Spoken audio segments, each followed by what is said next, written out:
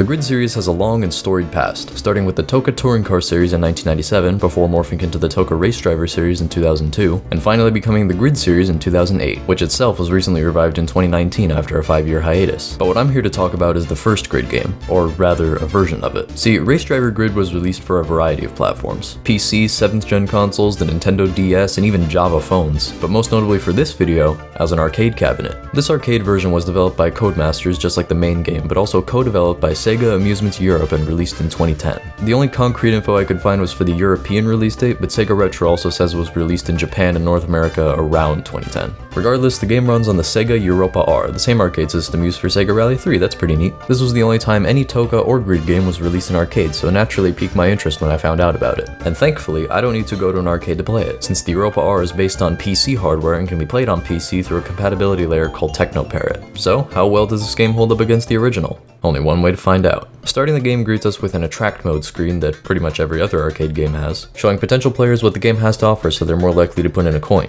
After definitely putting in your coin, the game offers two modes: Quick Race and Championship. Quick Race is just what it sounds like: a 3-lap single race against 5 AI opponents with a car and track of your choice. You get a choice between 4 tracks and 12 cars, all marked as either easy, medium, or hard difficulty, along with the choice of automatic or manual transmission. In terms of tracks, Quick Race gives you the option between Washington, San Francisco, Milan, and Spa. What's interesting about the car selection is that the cars available to you change depending on the track you chose. Each one gives you a selection of its own set of 4 cars, which are progressively faster the higher the track difficulty. Perhaps unsurprisingly, all the cars and tracks are taken straight from the main version of the game. And if you've played the main game, the first thing you might notice when starting a race is that this version looks pretty much identical. But don't let that fool you. While the cars in the original game feel pretty throwable but still weighty, the cars here corner much faster. It honestly reminds me of Sega Touring Car Championship, with how much you can just rip around turns with minimal braking. But it works, and I'm glad they didn't just port the original handling to this version. Like in pretty much every other arcade racer, you have a time limit, and passing checkpoints extends your time so you can reach the next one.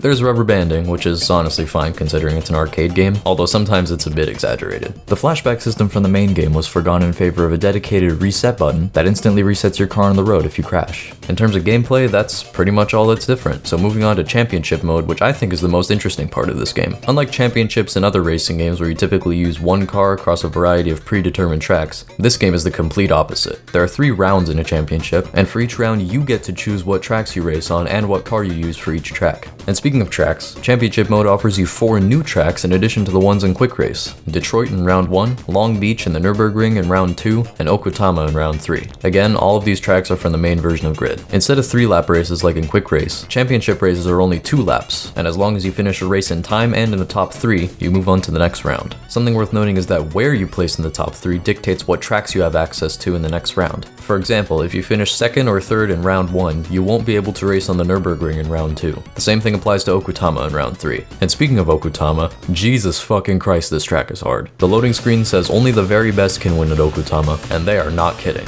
If you got through all the other tracks no problem, this track is nothing like the other ones. It needs your undivided attention, and I even had to switch camera angles just to see what I was doing. But if you get through round 3, the championship ends with a credit sequence.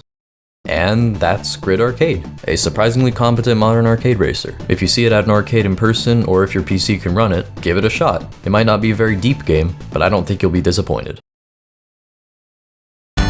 Hey, thanks for watching. I wanted to dip my toes into more laid-back, scripted content, and making this video gave me the opportunity to try it on a smaller scale. I have a much bigger scripted video in the works, so keep an eye out for that one soon.